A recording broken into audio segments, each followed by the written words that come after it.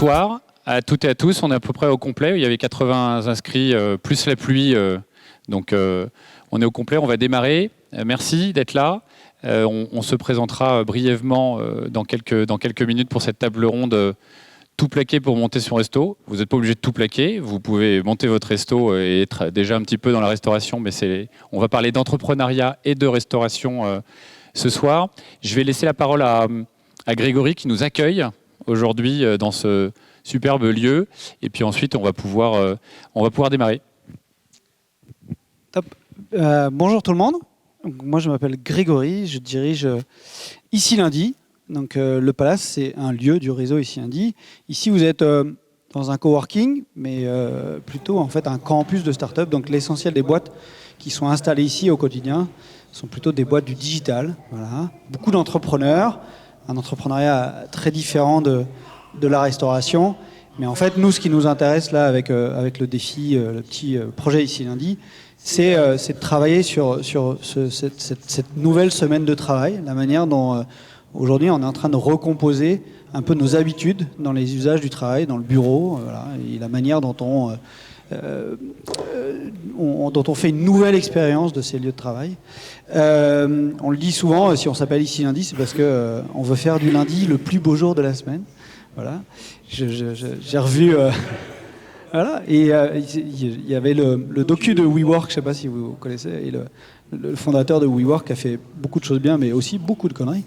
Il disait, on va laisser les gens qui célèbrent le vendredi de leur côté, c'était le Saint God Israël. Nous, notre jour, c'est le lundi. Donc voilà, vous êtes ici un lundi, c'est trop bien, parce que ça fait le pont entre l'entrepreneuriat digital et l'entrepreneuriat de la restauration. Et c'est vraiment un de nos sujets à nous aussi, parce qu'on pense que pour faire des semaines de travail heureuses, engagées, enthousiasmantes, il faut aussi bien bouffer, boire des coups, boire du bon café. Et c'est pour ça qu'on travaille notamment avec certains de l'équipe ici sur la création de lieux de restauration associés, donc des lieux hybrides associés à des lieux de travail. Parce que c'est comme ça qu'on crée des expériences plus stimulantes et plus enthousiasmantes. Donc, plaquez tout, montez un resto et bonne conf à vous. Bonne soirée. Merci.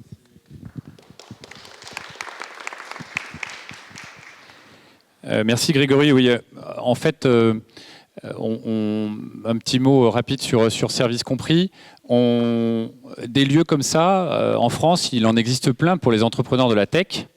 C'est très bien, mais dès lors qu'on parle de commerce, dès lors qu'on parle de métiers de bouche, d'épicerie, de bar, de restaurant, d'hôtel même, l'organisation et l'accompagnement de l'entrepreneuriat, il est beaucoup plus difficile et beaucoup plus difficile à trouver. Il y a assez peu de salons, il y a assez peu de livres, il y a assez peu d'émissions. Aujourd'hui, nous, on pense chez Service Compris que le héros de la food, entre guillemets, c'est non pas le chef, désolé à ceux qui le sont autour de cette table ronde, mais l'entrepreneur. Il peut être chef, il peut être en salle, il peut être à tirer les chariots au fond de la mine et à faire que le restaurant fonctionne, là où le chef prend la lumière. Donc c'est d'entrepreneuriat dont on va parler aujourd'hui. On pourrait parler de belles assiettes, on pourrait parler de bons cafés, mais on va d'abord parler créer, gérer, recruter et mettre en œuvre son ou ses restaurants et, si possible, continuer à se faire plaisir et à faire plaisir à ses clients. Donc, Service Compris, on a appelé ça accélérateur de restaurateurs. Derrière le mot accélérateur, on a toute une série de programmes pour des niveaux de maturité et des niveaux d'avancement sur vos projets. Ça peut aller de la réflexion avec des programmes digitaux 100% en ligne de gens qui peut-être caressent l'idée un jour de se lancer dans la restauration, jusqu'à des programmes dédiés aux restaurateurs déjà en place pour se diversifier, faire du meilleur café, vendre des vins plus responsables. Et au milieu, il y a ce programme d'accélération qu'on lance aujourd'hui à Nantes. Donc on est encore ravis d'avoir ce panel aujourd'hui. Et le programme d'accélération, c'est du projet à l'ouverture. vous avez un premier projet en tête, vous avez des premiers chiffres, vous avez des premières idées, vous avez une perspective d'ouvrir d'ici 12 mois. C'est à peu près ce qu'on observe dans nos programmes. Donc on les opère à Paris, à Lille, à Lyon et maintenant à Nantes. Et donc dans 12 mois, il faut que vous soyez prêts à accueillir vos premiers clients. C'est une moyenne, hein, bien sûr. Accueillir vos premiers clients dans un lieu qui va servir à manger, à boire, qui peut faire aussi cowork, qui peut faire épicerie, qui peut faire boulangerie, qui peut faire pâtisserie. On voit de plus en plus de projets un peu hybrides. Et c'est ça aujourd'hui, Service Compris, c'est accompagner pendant ces étapes où on a besoin de conseils, on a besoin d'aide, on a besoin de communauté, on a besoin de gens qui viennent témoigner comme ça pour aider, parce que l'entrepreneur, par définition, il est souvent assez seul. Le seul à maîtriser tous les aspects et de savoir qu'on peut compter sur des gens qui sont déjà passés par là. C'est l'objectif de la table ronde de ce soir et c'est l'objectif de Service Compris. Alors rapidement, voilà notre casting et je vais faire peut-être par ordre de micro en demandant à Sarah de démarrer par une courte présentation. Il y a 2 Sarah. Et donc, de se présenter brièvement. Et ensuite, on va parler business et food et entrepreneuriat pendant à peu près 3 quarts d'heure. Et ensuite, on aura une large part à vos questions. Et on espère que vous en avez beaucoup. Ça sera bon signe. Et puis ensuite, il y a une bière de l'amitié offerte par Lee qui nous attend après cette table ronde. Alors, Sarah 1 ou Sarah 2, je ne sais pas. Ah, tu dois... C'est bon, ça marche, oui. Du coup, Sarah Mingui, chef et puis copropriétaire du restaurant Vacarme à Nantes. Voilà. Ça me paraît court et rapide. Cool. Moi, je suis Sarah Mouchot et je suis copropriétaire du restaurant Olibelli, enfin des 2 restaurants Olibelli à Paris, 10. Et moi, je suis donc Nico Alary, l'autre moitié des 2 restos Olibelli à Paris.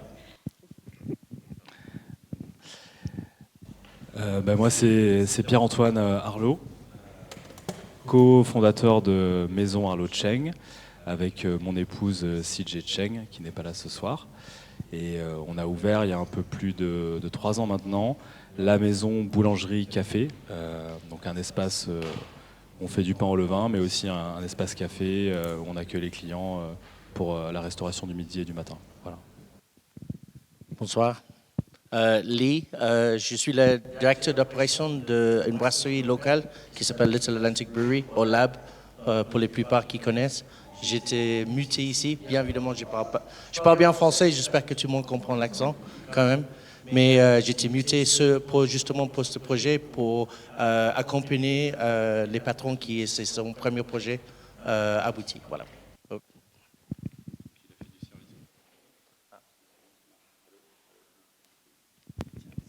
Vous m'entendez? Si, c'est bon.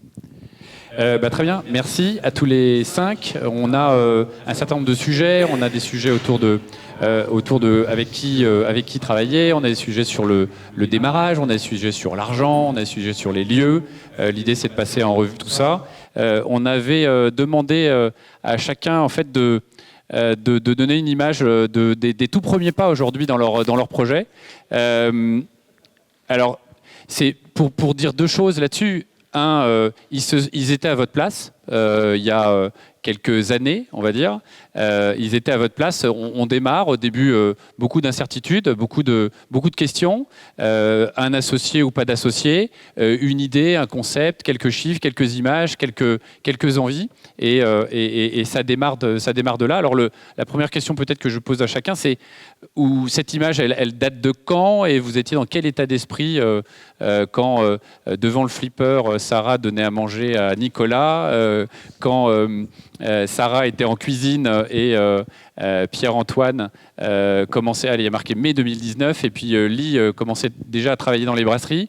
Peut-être pour vous, Nico et Sarah, c'était quand et il se passait quoi dans votre tête à cette époque sur votre projet et vos projets Olibelli? Là, on était contents, hein, ça se voit. C'était le début, je pense que c'est 2014, donc ça avait 1 an à peu près. Et on a eu la très bonne mauvaise idée de mettre un flipper dans le restaurant. Et du coup, ça faisait beaucoup de bruit et tout, donc on l'a au final rendu. Mais on en a bien profité, donc ça c'était clairement un peu genre les fins de service, parce qu'on faisait pas mal de couverts au début, enfin on a eu de la chance d'en faire tôt, et du coup c'était un peu une façon de se détendre en fin de service. Donc là le mood était bon, c'était le début, on était quand même pas très expérimenté, on s'en rend compte maintenant. Je pense que au début on a une sorte un peu d'inconscience, de naïveté, on y va même si on devrait pas y aller entre guillemets, et ça passe. Et du coup on regarde maintenant, on dit, mais c'est n'importe quoi, comment ça a fonctionné, comment ça a marché, puis en fait ça fonctionne. Et du coup voilà, quand je regarde cette photo, ça me rappelle un peu cette époque-là où ça passait un peu en force, mais ça passait quoi, on s'amusait bien. Oui, je rejoins ce que dit Nico. Je pense qu'on était très fatigués, mais heureux. On voyait que ça marchait. J'avais pas assez le temps de jouer au flipper. C'est pour ça qu'on l'a rendu. mais ouais, c'est des bons moments. C'est les bons moments du début. Et ben moi, je crois que c'était à Olibelli. Parce que j'ai bossé du coup à Olibelli il y a 5 ans maintenant. C'est là où j'ai rencontré d'ailleurs Damien, avec qui j'ai ouvert Vacarme. Et où il y a notre petite fille là-bas, voilà.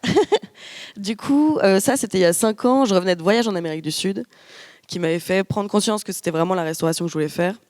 Mine de rien, c'est un métier compliqué, même quand on n'est pas patron. Salarié en cuisine, ça reste un métier qui demande à faire beaucoup de sacrifices. Et donc, je pense que j'ai eu un petit moment de doute. Et à ce moment-là, revenu de voyage, Olibelli, c'était un bon restaurant, je pense, pour repartir et reprendre la flamme de la passion. Et donc voilà. Et donc peu de temps après, je pense 3 ans après ça, on est parti à Nantes et on a ouvert Vacarme. Voilà. Alors moi, c'est pas en 2019, c'était plutôt vers 2017, et c'était à l'époque où je traînais dans tous les fournils de pain au levain de Londres. Moi avant, j'étais pas du tout boulanger. J'ai commencé dans le monde du design et du conseil en stratégie de marque, donc rien à voir à la base.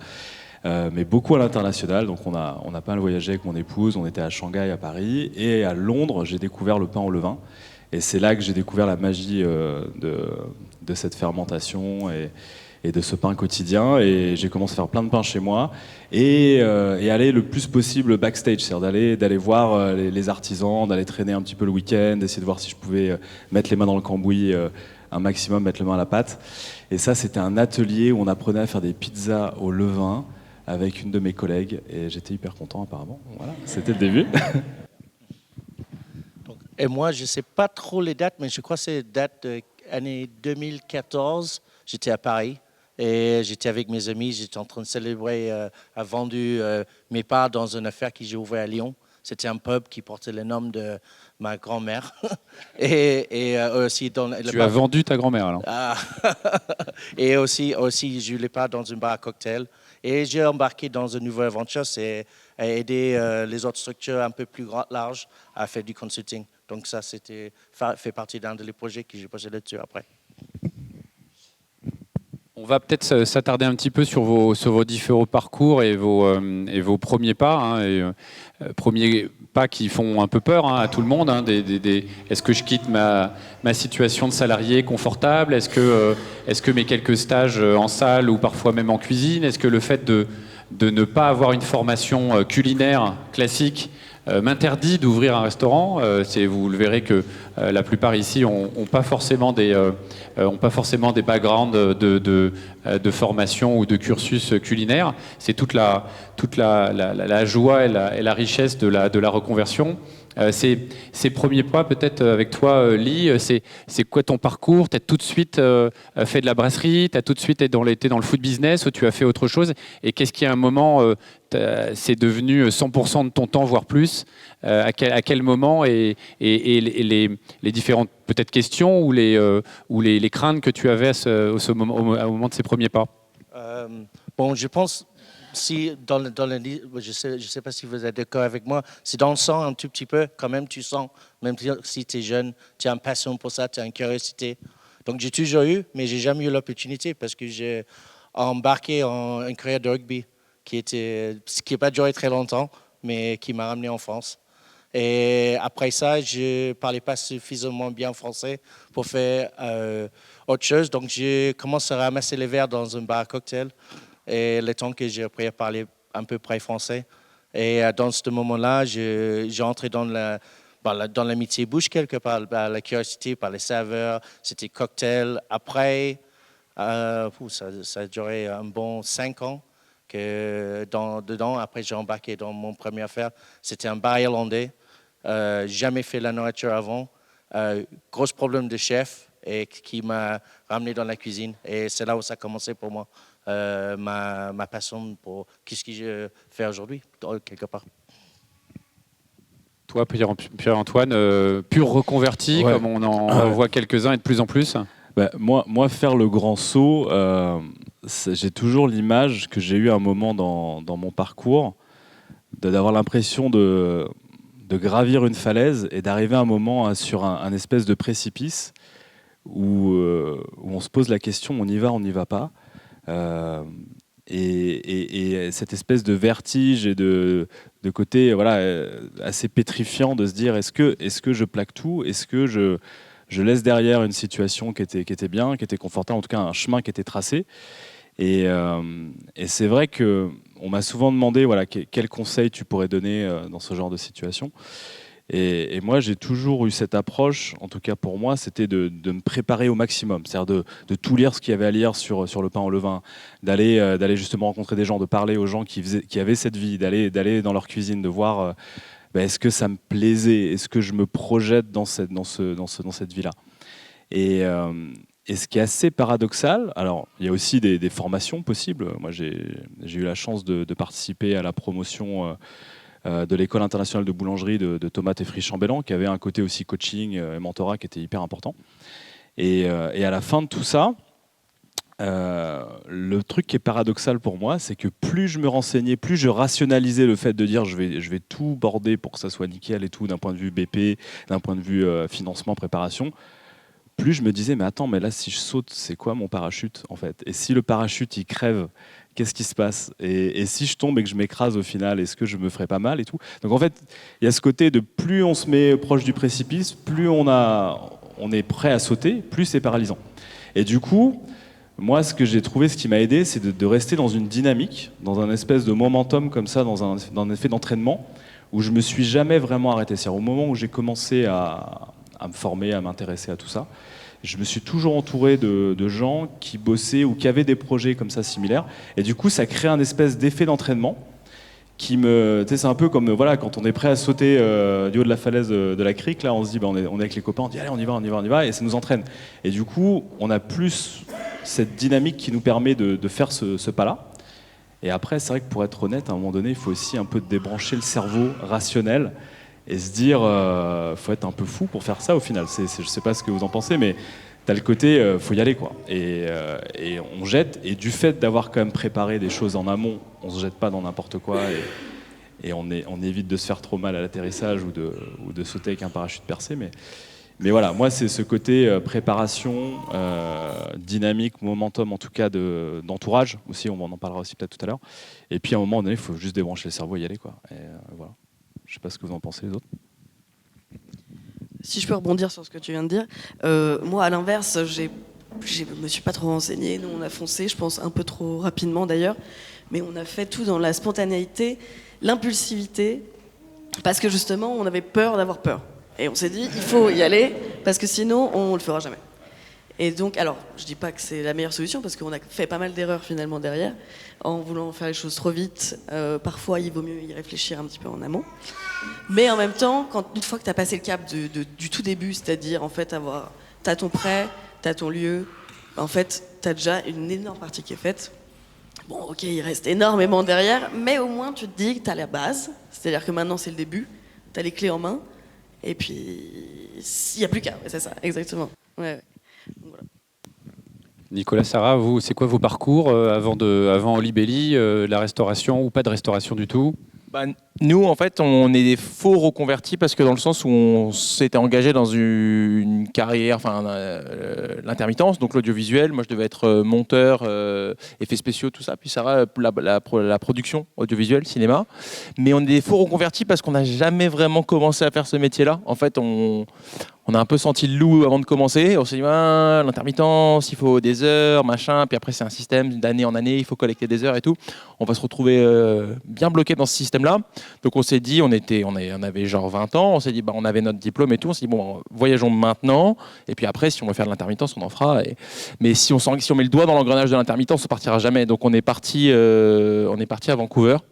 Et je crois que c'est là que nous, on a eu, venant pas de famille entrepreneuriale. Et puis le rapport à la restauration en France, il est différent parce que c'est un peu, pour moi en tout cas, je crois que ça c'est pareil, c'était un peu les grandes occasions. Voilà, t'as ton bac, on va au resto, c'est ton anniversaire, on va au resto, mais c'était pas le resto le lundi, puis peut-être mercredi, puis on y retournera peut-être vendredi, quoi. C'était vraiment une fois de temps en temps. Donc on n'y pensait pas vraiment. Et du coup, à Vancouver, je raconte souvent que c'est là qu'on a un peu... C'est un peu le truc d'Harry Potter avec la voie 4,5 ou je sais plus, 4 3/4, mais c'est un peu le chemin dont on nous avait pas parlé en fait. Et parce que quand on va voir l'assistante d'orientation en 3e, il y a toujours genre ok les notes, ok les envies, bon vous pouvez faire ça, mais jamais à aucun moment personne dit si vous voulez être aussi, vous pouvez être entrepreneur, vous pouvez lancer un truc, vous pouvez faire votre propre truc. Et donc à Vancouver, on a vu un peu des gens de notre âge, 20, 21. Qui avaient la pêche et qui voulaient faire des trucs et qui voulaient ouvrir des magasins de chaussures et les faire des marques et tout à manger. On était là, ah ouais, on peut. C'est vraiment cet instant déclic. On s'est dit, ok, il y a une troisième voie en fait qui est pas celle de ci ou ça. On peut aussi faire son propre truc.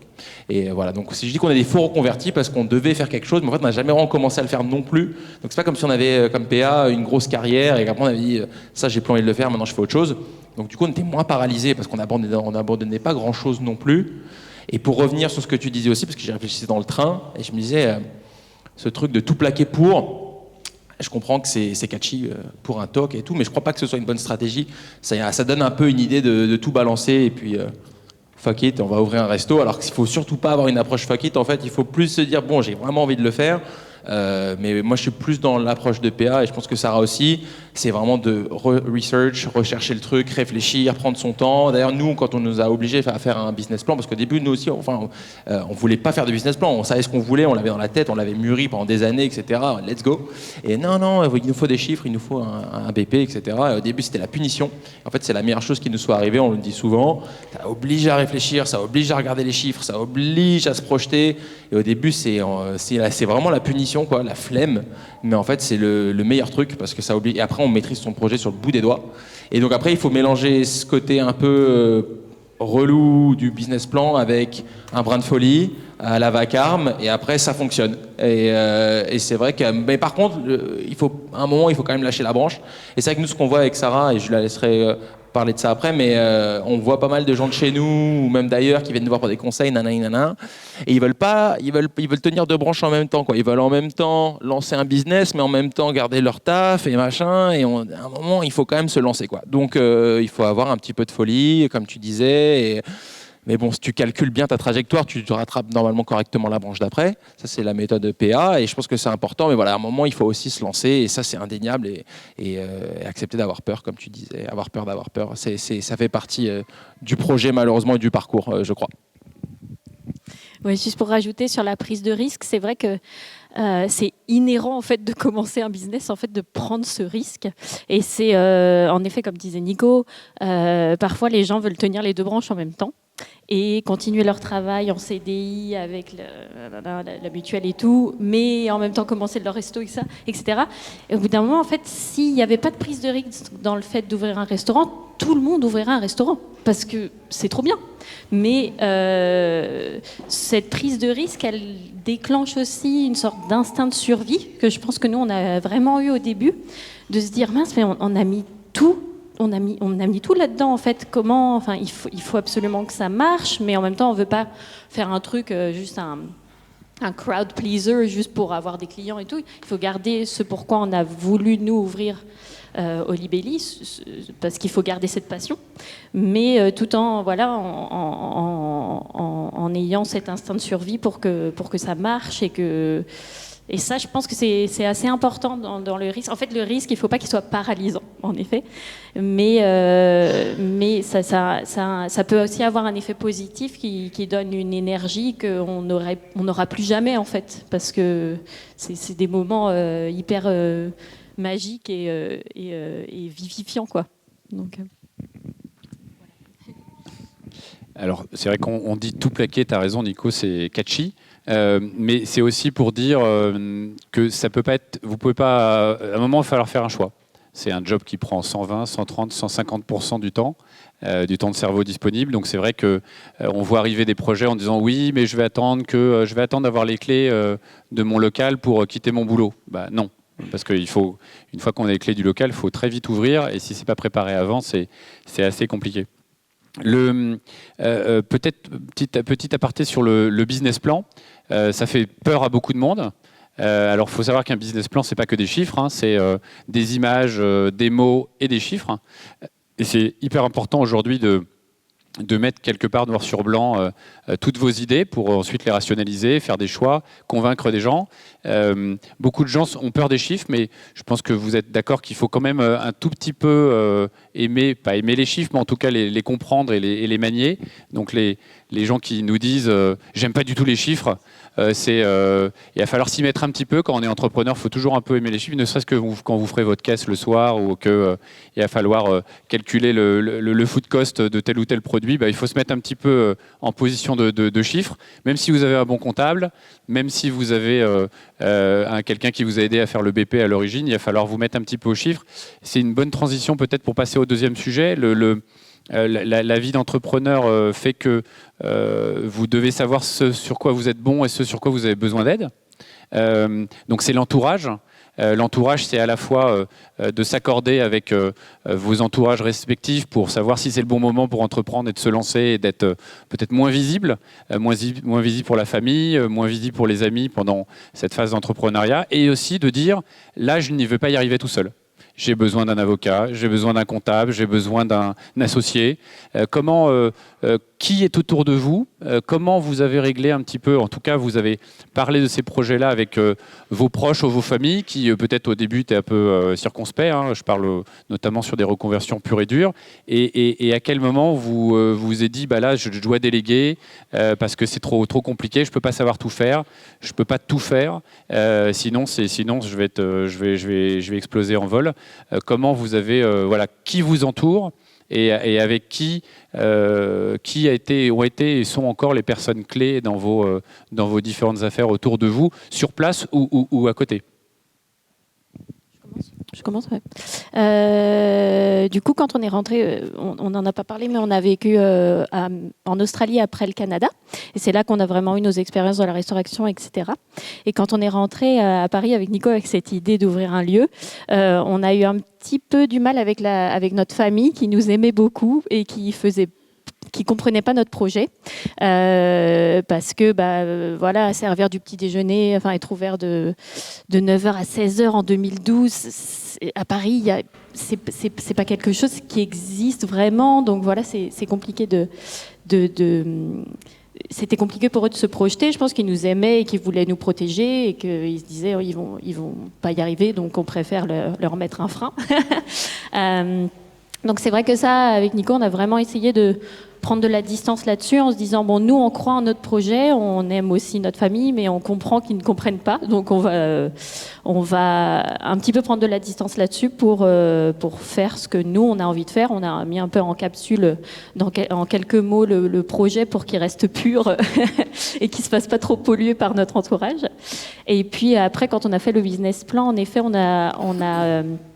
on s'est fait entourer de bons comptables. Je pense que ça, c'est important. Parce que même si on aime les chiffres et tout, c'est cool d'avoir un business plan qui est comptablement carré et tout. Ça plaît beaucoup aux banquiers. C'est obligatoire, effectivement, de certifier son business plan pour obtenir je savais son pas prêt. Ça. D'accord. Ouais. C'est ce qu'on avait fait, mais on ne savait pas que c'était obligatoire. C'est cool d'être entouré sur les normes d'hygiène, les normes juridiques, parce que ça, nous, on rentrait de l'étranger, donc on était complètement largués là-dessus, on ne savait pas du tout, et ça nous faisait un petit peu peur de nous dire, je ne sais pas ce que c'est la norme en France. Je la connais à l'étranger, mais pas en France, je sais que c'est différent et tout, donc on s'est bien fait entourer là-dessus, et ça nous a pas mal rassurés. Ouais, voilà, les trucs comme ça, c'est vrai qu'on était un peu largués là-dessus, et ça nous a bien aidés. Je ne sais pas s'il y a autre chose. Non, ça c'est un conseil que je donne souvent aussi, c'est vrai, c'est au début, on n'a pas beaucoup d'argent, on fait attention vraiment à sa moindre dépense et on a envie d'acheter du concret, on a envie d'acheter des trucs pour le resto, on a envie de...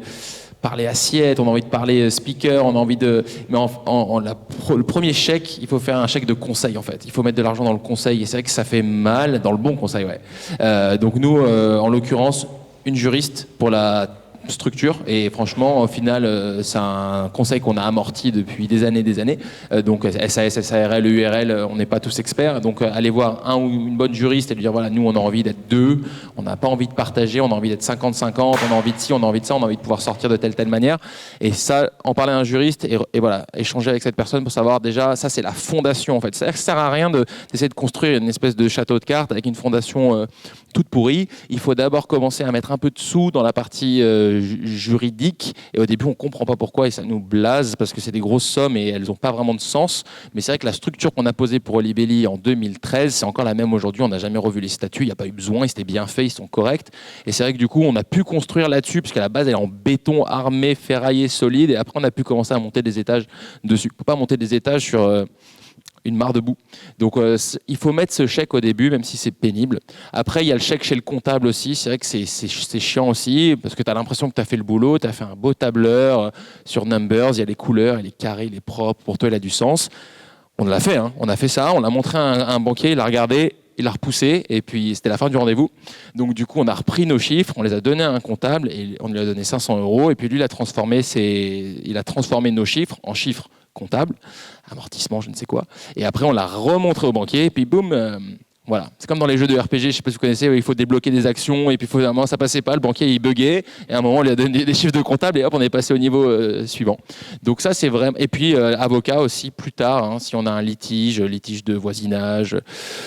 plein de choses, d'associations, ouais. Si d'un coup vous découpez votre toiture pour mettre une verrière sans avoir demandé la copropriété, ne le faites pas. Mais si ça vous arrive et que vous rentrez de vacances avec un gros courrier, bah voilà, vous appelez un avocat.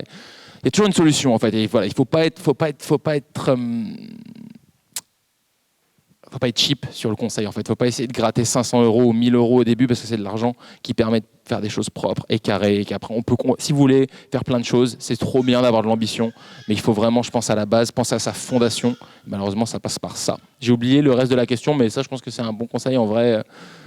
C'est les gens importants ou les métiers importants pour démarrer. Mais ne déléguez pas à tour de bras non plus, parce que ça, c'est pas bien non plus. Ça veut dire, ça, je sais pas le faire, je vais payer un gars, ça, je sais pas faire, je vais payer quelqu'un et tout. Il faut quand même à un moment aussi se remonter un peu les manches et se dire, je sais pas le faire, je vais le faire moi. Parce qu'au début, on n'avait pas de sous, c'est moi qui ai fait le logo, le menu, on a fait beaucoup de trucs nous-mêmes. Tonton qui est architecte. Il faut un moment aussi, au début, il faut un peu bricoler, quoi. Donc, c'est cet équilibre entre ça, c'est trop important pour bricoler, je le fais moi-même, et je le paye, pardon, et ça, on peut le faire nous-mêmes. Et voilà, c'est ce mélange entre crafty et malin.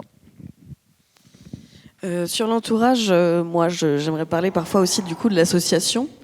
Moi, j'ai ouvert avec mon compagnon. À la base, on était 3. Et donc, on était avec un ami également, avec qui ça s'est très mal passé.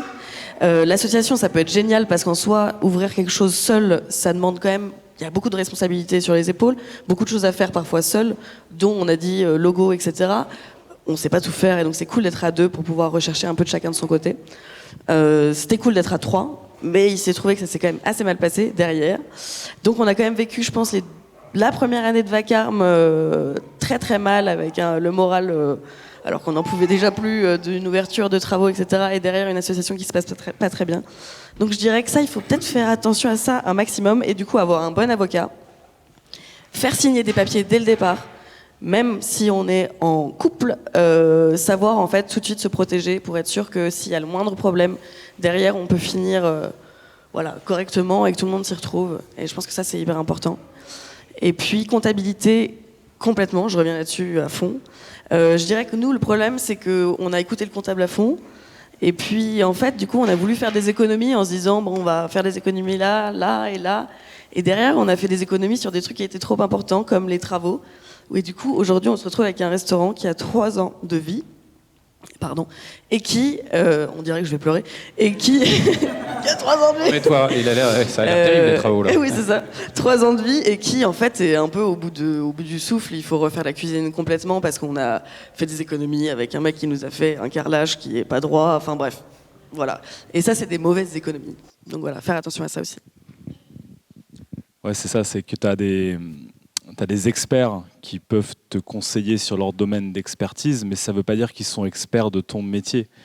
Et restaurateur ou boulanger ou brasseur, c'est un métier et eux, ils ont des fois des ratios ou une vision globale d'un secteur qui vont pas forcément te donner la réalité de toi ce que tu veux faire parce que tu es peut-être en train de créer une nouvelle catégorie ou quelque chose d'hybride entre deux catégories. Et du coup, c'est bien de toi maîtriser aussi certaines choses et puis des fois de passer outre certains conseils. En tout cas, si toi tu maîtrises ces éléments-là, tu peux dire oui, je vais vérifier. Donc moi, c'est vrai que je voulais parler du côté entourage, c'était avec qui tu fais le projet à la base, même avant de rencontrer d'autres partenaires. Là, je crois qu'on a 3 couples entrepreneurs. Non, voilà. Mais voilà, ça peut être souvent sa moitié ou quelqu'un de proche, de familial ou amical, avec qui on monte le projet. Et c'est vrai que faire le flying solo, je ne sais pas si c'est vraiment très tenable, à moins de créer un entourage autour de soi qui nous soutienne. Mais nous, on a décidé de le faire ensemble avec CJ. Parce justement, on était très très différents dans nos compétences et on pouvait se compléter sur des zones où moi j'étais moins compétent et elle était beaucoup plus forte. Elle avait 2 expériences que moi, notamment en service et en restauration. Et de se mettre à 2, c'était très puissant, je pense, pour notamment gérer les highs et les lows, notamment les low lights. Tu vois, on parle souvent des highlights, et d'avoir quelqu'un qui est au plus proche. Alors soit associé, soit partenaire dans le projet, qui peut nous remonter, en tout cas partager ces moments. Ça nous permet justement, je pense, de garder cette dynamique, ce momentum dont je parlais, et de ne pas juste sombrer à un moment donné. Et le conseil que j'ai eu à un moment donné d'un réseau d'entrepreneurs, réseau entrepreneur Atlantique là, à Nantes, c'était de faire un pacte d'associés. Alors toi, je ne sais pas si tu en avais fait un. Si, c'est Ouais. ça dont je parlais. Ouais. Et ils nous ont dit, mais ouais, vous êtes en couple. Alors nous, c'était 50-50, donc c'était vraiment très, très égalitaire. Mais ils disaient, mais si vous ne faites pas de pacte d'associés pour définir qu'est-ce qui se passe si vous n'êtes pas d'accord, si ça ne va pas, s'il y a un changement, qu'est-ce qui se passe? Et du coup, nous, on a décidé d'introduire une 3e personne vraiment minoritaire, mais qui serait plus comme un mentor ou un sounding board. En anglais, on dit quelqu'un qu'on vient appeler quand on a besoin d'un conseil ou qu'on veut. Des fois, on est tellement le nez dans le guidon aussi d'avoir quelqu'un qui est proche du projet, qui sait ce qui se passe, mais qui peut amener un avis un petit peu externe, qui n'est pas dans l'opérationnel tous les jours. Et du coup, c'est mon papa, et qui a lui, en plus, l'avantage d'avoir une expertise en comptabilité, donc c'est ultra utile pour nous, vu que ce n'était pas notre expertise de base. Mais il n'est pas du tout dans l'opérationnel, mais quand on a des questions, RH, compta, investissement, financement, il peut nous apporter un avis un peu de l'extérieur. Et ouais, je pense que c'est très important de créer cet entourage au fil du temps. Moi, j'ai eu la chance de faire cette formation avec Thomas Teffry-Chambellan, qui est devenu aussi un peu un mentor. Donc c'est vrai que d'avoir des gens experts et du métier, c'est aussi important parce qu'ils peuvent t'aider à éviter certaines erreurs qu'eux ont fait. Et notamment, tu vois, sur le bon dimensionnement des travaux, j'en ai parlé avec Damien au début du projet, de choisir les bons matos, d'investir dans le top, de prendre du neuf, de ne pas lésiner certaines choses en disant, voilà, vous faites un local brut béton, c'est 1 000 € du mètre de base parce que vous allez devoir passer par ça. Vous pouvez peut-être économiser un peu en faisant des choses vous-même, mais si vous faites de l'investissement dès le début avec le bon financement de la banque, ça peut très bien passer. Donc ce genre de choses, ouais, ça a été des conseils qui nous ont permis, je pense, d'éviter des embûches ou des erreurs. Donc ouais, c'est hyper important.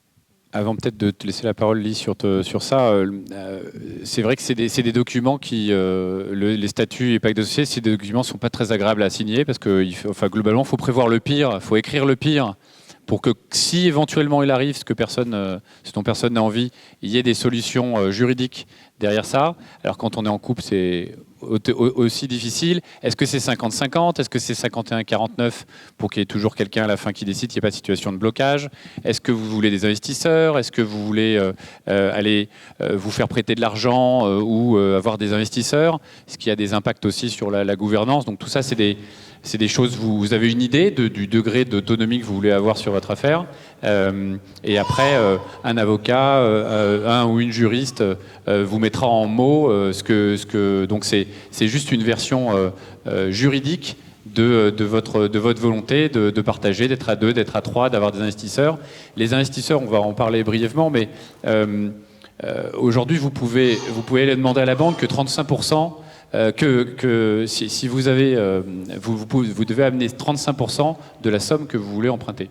Donc vous voulez emprunter 100 000 euros, vous devez amener 35 000 euros à la banque en tant que fonds propres, donc votre argent ou celui de vos proches. Si vous n'avez pas ce ratio-là, il va falloir aller chercher de l'argent ailleurs, en plus de la banque. Donc des investisseurs, du crowdfunding, des prêts d'honneur, choses comme ça. Donc ça, c'est des choses sur lesquelles on accompagne beaucoup chez Services Compris. Il y a des euros partout, mais tous les euros n'ont pas la même valeur, n'ont pas les mêmes contraintes. Et c'est un point auquel il faut penser au début. On parlera un peu de l'argent au début sur le lieu, sur les travaux, sur combien aujourd'hui pour se lancer. Donc voilà, ces documents-là, c'est important et c'est important d'en parler. Il ne faut pas avoir peur de ça, même si c'est pas très agréable à signer parce que les discussions, bon, forcément, si l'un décède, si l'un s'en va, s'il se brouille, c'est pas très agréable. C'est comme parler de ses obsèques avant que ça arrive. Pas laisser ça aux gens après. Voilà, donc ça c'est un point important. Lee, toi sur qui t'a entouré, tu as très vite eu des associés dans différentes affaires. Tu as fait presque un tour de France de certaines destinations avec des business très différents les uns des autres. Juste pour finir le sujet, en fait, tu n'es pas obligé d'être en couple ou marié ou coucher avec les personnes qui t'es associé avec. Mais parce que finalement, la relation, ça reste un mariage en quelque sorte. Tu es avec eux en permanence.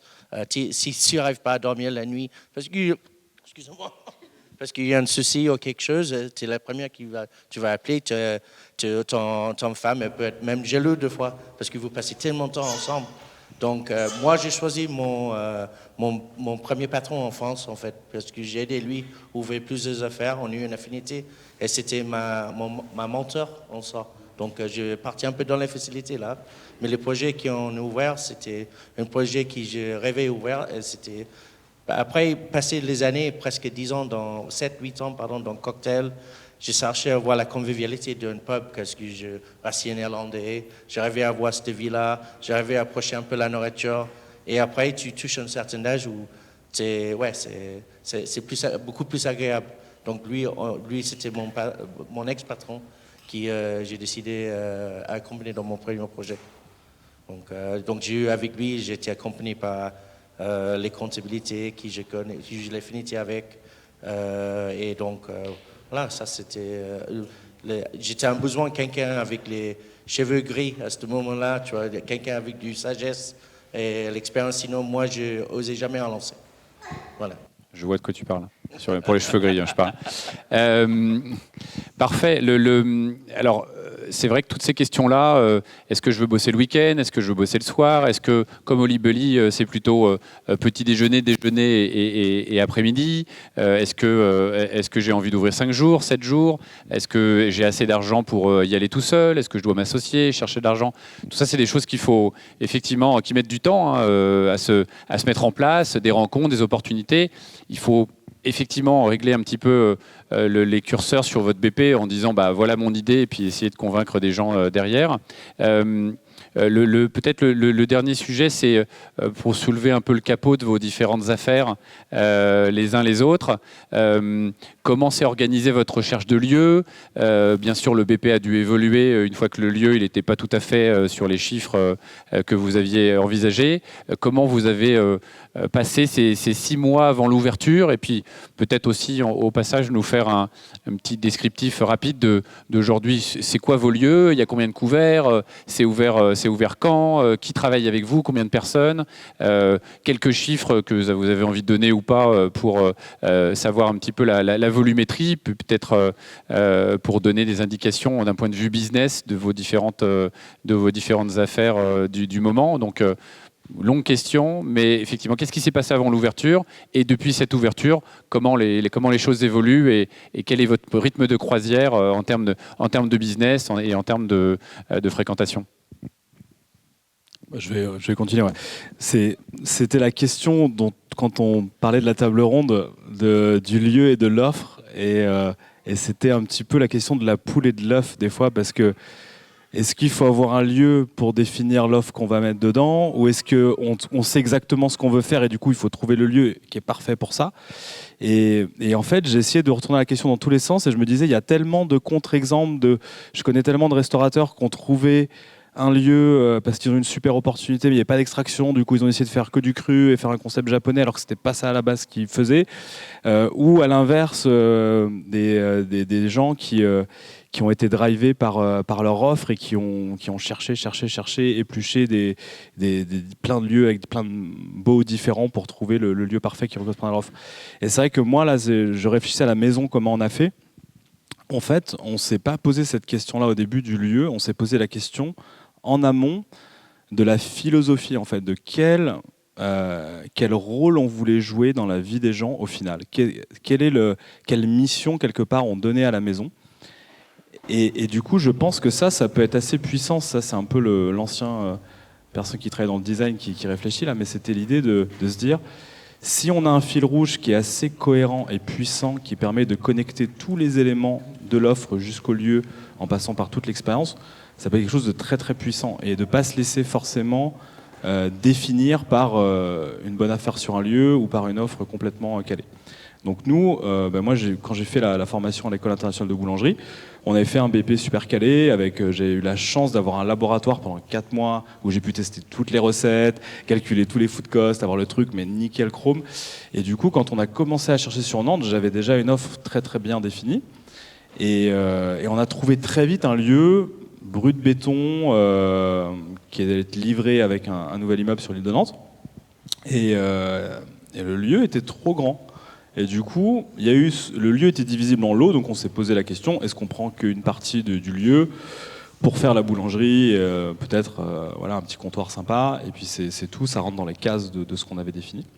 Et au final, on a pris tout, le rez-de-chaussée de l'immeuble, et c'est là où la mission, en fait, la philosophie, qui était de concilier gastronomie et écologie et de créer un échange entre les deux, un lieu où les clients puissent voir ce qu'on fait, venir voir ce qu'on fait, venir voir faire le travail des artisans et en même temps d'avoir un lieu en échange. On s'est dit mais en fait ce serait trop bien d'avoir un vrai espace café où les gens puissent aussi s'asseoir, s'accouder au comptoir, voir le travail artisanal en direct tous les jours. Et pourquoi pas du coup faire un peu de restauration, ce qui n'était pas à la base du tout dans le BP.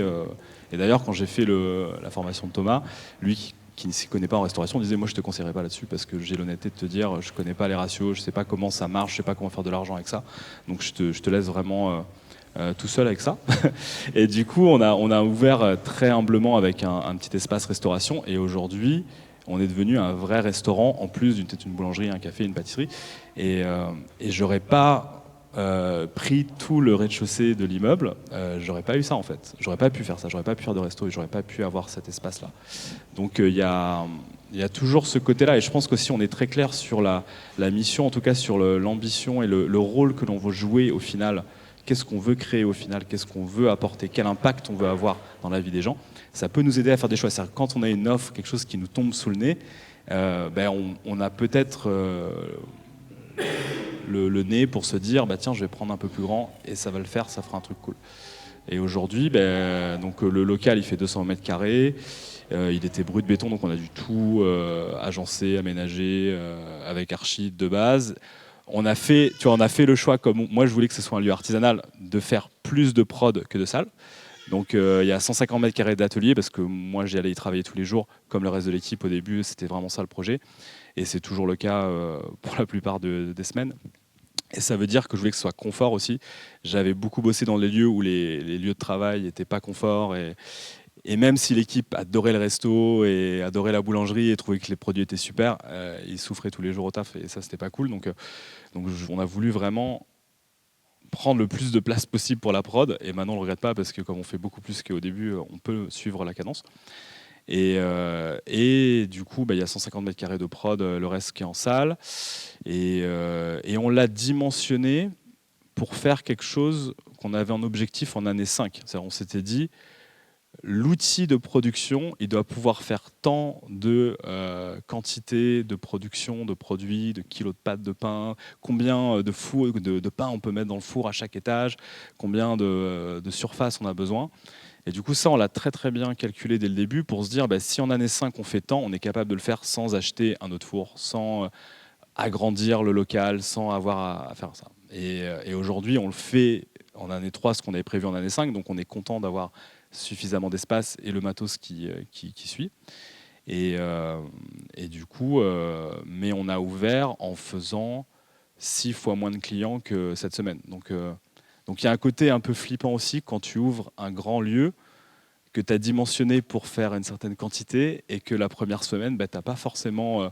Alors c'est facile d'être full quand tu as un tout petit truc avec une queue tout de suite parce que tu as 3 places assises, etc. Mais quand tu as une quarantaine de places assises, quand tu as un comptoir de 15 mètres de long pour que les gens attendent et qu'au début, tu n'es pas connu, que tu fais un truc un peu différent, tu n'as pas forcément, dès la première semaine, dès les premiers mois, plein de monde. Donc ça, c'était un peu flippant quand on a ouvert. Mais aujourd'hui, on est très content d'avoir bien dimensionné l'outil. On s'est planté pour plein d'autres trucs, notamment sur notamment la cuisine, on n'avait pas dimensionné suffisamment grand. Mais voilà, ça nous a permis d'avoir au moins quelque chose qui tient la route, j'espère, pour longtemps, quoi. Parce que c'est un marathon, c'est pas... C'est un long game, c'est pas un sprint, ouais, c'est un marathon. Je sais pas si tu veux parler, Lee. Ouais, Lee, le projet Little Atlantic, il a vu le jour quand et qu'est-ce qu'on y fait et comment s'articulent les différentes activités?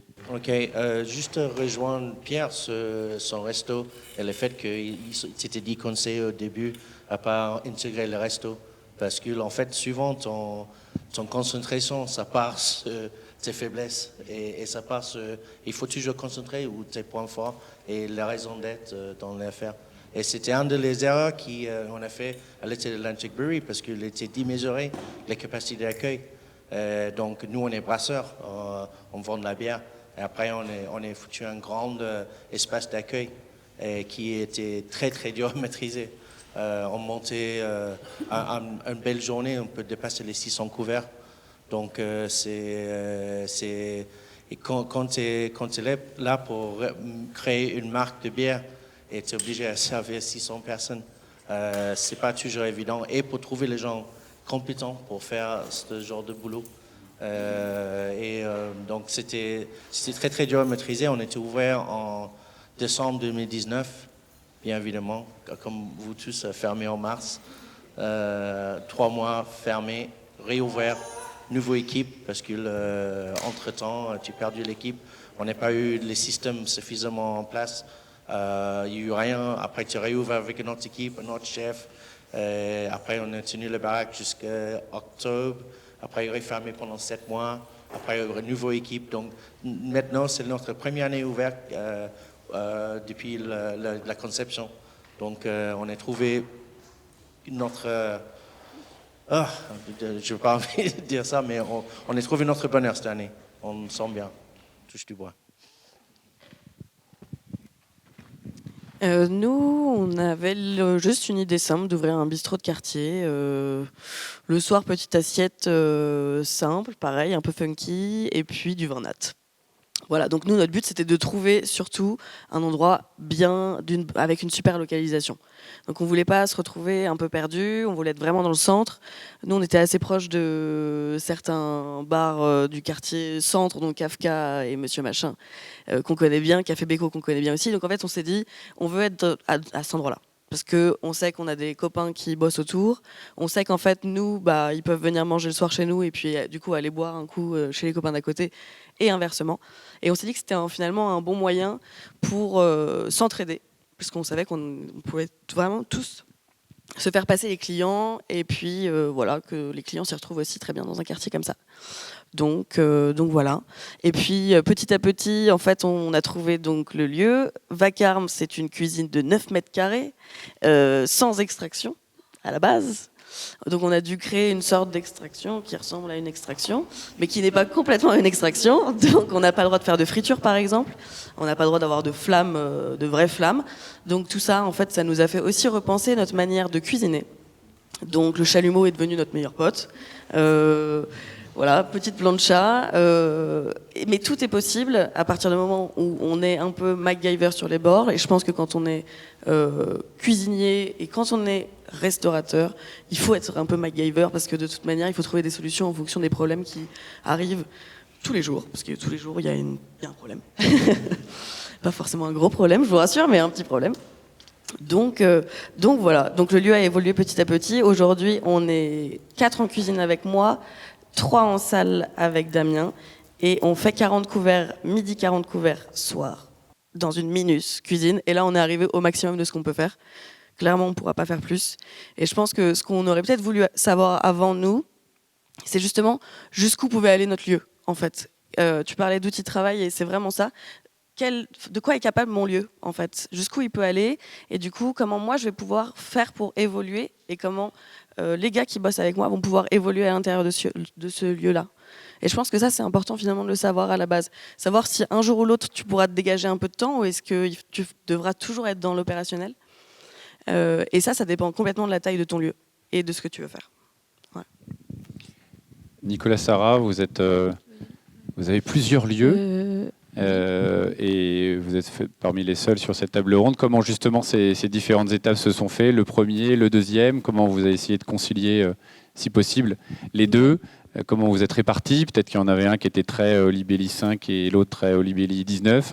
On a ouvert le premier Olibelli. Il est resté combien de temps ouvert? 5 ans 5 ans tout seul. Ouais, donc on était sur le... Moi, j'étais en cuisine et Nico au café en salle, mais on était tous les deux sur le même lieu. Pour l'offre et le lieu, je reviens juste sur ce que tu as dit, Pierre-Antoine, qui est intéressant. C'est qu'en effet, quand on visite des lieux avec des agents immobiliers, ils ont tendance à nous vendre des concepts en disant il n'y a pas d'extraction, mais vous pouvez faire des planches de charcuterie le soir, vendre des verres de vin et tout, de vouloir complètement changer ce que tu as envie de faire. Donc c'est important nous, on a vraiment dit qu'on voulait justement une extraction, que c'était pas possible s'il n'y avait pas d'extraction, qu'on voulait que la cuisine soit au rez-de-chaussée. C'était un vrai. Donc c'est quand même important de pas perdre de vue à la base qu'on veut faire et de se faire twister dans un endroit à se dire on va prendre ça puis on va faire ça, mais au final c'est pas du tout ce qu'on veut ouvrir, quoi. Donc on a fait des compromis sur des choses. L'endroit qu'on a acheté, qui était le Olibelli original, était absolument affreux. Genre quand on a signé la promesse de vente et qu'on a vu c'était vraiment un truc très merdique, quoi. C'était un restaurant à vendre ou c'était autre chose? Oui, un restaurant à vendre qui était vraiment moche et vraiment très moche. On a vu le potentiel, il était difficile à voir, mais c'était pas une décision facile à prendre. Mais en tout cas, voilà, on n'a pas calé notre offre sur un lieu. Je pense que, peut-être que ça peut marcher, mais en tout cas, quand même, si on veut tenir dans la durée, il faut un minimum qu'on soit passionné vis-à-vis de ce qu'on fait. Et du coup, si on cale juste un truc sur un lieu, je trouve ça un peu bizarre. Après, voilà, c'est mon avis, en tout cas. Je te laisse parler peut-être de HB5, tout ça. Bah ouais, c'est une question qui est bien chargée pour nous parce qu'on est un peu le case study parfait, cette histoire de taille, d'offre, d'évolution. Nous, au début, on voulait faire un petit café coffee shop, donc c'était ça en cuisine moins salle. Et quand je dis qu'on n'a pas d'expérience, c'est vraiment la preuve absolue, c'est qu'on pensait que ça allait passer à deux. Et en fait, quand on a chopé ce premier local, on était triste parce qu'il était moche, mais on était content parce qu'il avait une extraction, ce qui est cool. Et puis voilà, c'est dans le 10e. Alors la rue était vraiment horrible et tout, mais bon, bref, on avait trouvé. Et puis en plus, ça arrivait après une quarantaine de visites, vraiment déprimante. Et donc on était content quand même, c'était le début, comme tu disais tout à l'heure, j'ai mon lieu, ça avance. Nous, on nous a fait un conseil, on a donné un conseil quand on était à Melbourne que j'avais pas compris à l'époque et que je vais vous donner parce qu'il est quand même pas mal. Quelqu'un qui ouvrait des lieux, nous a dit achetez le plus grand truc que vous pouvez. Et quand t'as dit ton truc de brut de béton, est-ce qu'on prend tout, est-ce qu'on prend pas tout, j'espère qu'il a dit qu'il a tout pris parce que j'ai eu peur que tu dises alors on a pris la moitié. Et il faut vraiment prendre le truc le plus grand que vous pouvez sans se lancer dans une énorme machine. Par exemple, pour faire un lien avec Lee, peut-être, ça peut aussi, on peut basculer dans le gigantisme, mais après se dire fuck, il y a 600 personnes, comment on fait? Donc quand même rester raisonnable. Mais c'est vrai que nous on a connu vraiment le syndrome de pousser les murs, quoi. L'expression de pousser les murs. On l'a connu et du coup c'est vrai qu'on a ouvert donc le premier Olibelli avec ce petit projet en tête et il y a eu du monde et il y avait un engouement pour ce lieu, donc c'était cool, mais c'est arrivé avec aussi le revers de la médaille qui était qu'il y avait une queue, une file d'attente, donc des gens qui voulaient plus venir, des gens machin, etc. Donc on a tout cassé, après avoir tout refait, on a tout cassé pour plus grand. Donc on a enlevé le flipper, le fameux flipper, on avait un canapé, on avait machin. On a réduit le bar parce que moi j'étais barista, donc je m'étais fait un bar plus, et après on a dit bon, on va le faire plus petit. Voilà. Donc on a fait une grosse série de travaux pour faire rentrer une quinzaine de couverts en plus. Et on a exploité ça un moment et ça allait, ça a un peu absorbé aussi le monde, mais après il y avait Relaqueux, du monde et tout, ce qui est cool. Mais là vraiment on était à capacité, on était Keblo de chez Keblo. Et c'est là qu'il y a eu l'autre Libelli qui s'est libéré dans la rue. Et j'ai passé en vélo, il y avait écrit extraction, une fois plus extraction, et 160 mètres carrés. Oui, et non, parce que c'est une vraie valeur, c'est vrai. Et il y avait écrit, je crois, 160 mètres carrés, machin. Et j'ai appelé Sarah, j'ai dit, je suis devant un truc, c'est dans la rue, machin, il y a une extraction, et il y a de la place, quoi. Et tu te rappelles ce conseil qu'on nous avait donné, je crois qu'on est à capacité. Et vu qu'on ne veut pas prendre de résa, pour toutes les raisons que je ne vais pas m'engager là-dessus maintenant, mais on ne va pas prendre de réservation, machin, et puis on commence à être frustré de ne pas avoir de place, les équipes se changeaient dans le resto. Bref, c'était serré, quoi. Très serré. Et du coup, Damien, il s'en rappellera. Bref. Et du coup, on s'est dit, ok, on y va, on va faire un truc plus grand. Et après, il y avait cette histoire d'est-ce qu'on va réussir à transférer. Prends un risque quand on trouve un truc dans un lieu. C'est un peu comme quand on fait des boutures, quoi. Quand on fait des plans, on fait pousser dans un petit pot, puis après on transfère dans un gros pot et on espère que ça va le faire. Ça va pas crever en chemin. Et donc du coup, même si c'est à 100 mètres, on s'est dit, est-ce que les gens vont capter? Est-ce qu'on va réussir à garder cette magie? Parce que c'est vrai que c'était un lieu qui était cool, il y avait une vibe, il y avait une ambiance. Est-ce qu'on va réussir à la transférer au lieu d'avoir 30 couverts, on en a 100, au lieu d'être 7, on est 32, est-ce qu'on va réussir? Et donc du coup, ça a été quand même beaucoup de travail pour réussir à ouvrir ce grand lieu. Est-ce qu'on aurait réussi à l'ouvrir dès le début? Je pense pas. Donc d'un côté, les choses se sont faites dans le bon sens. Mais c'est vrai que si on vous présente l'opportunité de prendre un lieu qui est un tout petit peu trop grand, je vous parle d'un truc qui est 3 fois plus grand que ce que vous avez en tête, et que vous pouvez vous le permettre et que ça rentre à peu près dans le BP, peut-être prenez-le, parce que c'est vrai que les petits restos, c'est quand même casse-couille. Et là, d'ailleurs, on est en train de le vivre parce qu'on ferme notre petit... On a pris la décision récemment de fermer, donc ça peut être intéressant aussi. On a pris la décision de fermer notre petit restaurant parce qu'un petit restaurant, c'est chiant. En vrai, tu as quasiment, en termes de ratio, tu as quasiment tous les problèmes d'un grand resto, mais en faisant beaucoup moins de couverts, beaucoup moins d'argent. C'est pas proportionnel, en fait. Ça veut dire que les emmerdes ne sont pas proportionnelles au mètre carré, en fait. Ça veut dire un resto de 69 mètres carrés peut présenter autant de galères qu'un de 160, sauf que 160 peut marcher beaucoup plus fort. Donc bref, après c'est pas une sad story. On va réutiliser ce petit endroit en autre chose. On va se donner encore plus de place en cuisine, en espace de prod. Donc pour nos équipes, c'est une très bonne nouvelle. Là, on avait une grande cuisine mais qui était coupée en deux. Là maintenant, elle va être juste pour pour l'équipe de prod. Bref, c'est un peu technique, mais c'est bonne nouvelle. Mais toujours est-il que les petits restos, nous, on en est un peu revenus. Les énormes bêtes non plus, ça peut présenter d'autres soucis. On en a vu des grosses affaires, ça fait peur. Quelque part au milieu, c'est pas mal. Mais c'est vrai que je pense qu'en dessous, après, chaque concept a son truc. Hein. Mais pour moi, ouvrir un resto de 8, 10, 12 couverts, je ne sais pas si ça vaut le coup en vrai. Parce que c'est quand même beaucoup de prise de tête, la maintenance. Tout, on a tous les mêmes problèmes, sauf qu'on peut faire rentrer 12 personnes et ça devient vite frustrant. Oui, il faut emprunter de l'argent, même si on fait beaucoup de delivery, c'est effectivement pas proportionnel et on a une marge de manœuvre. Au pire, si on a une salle trop grande, on met des canapés, on met des trucs pour remplir.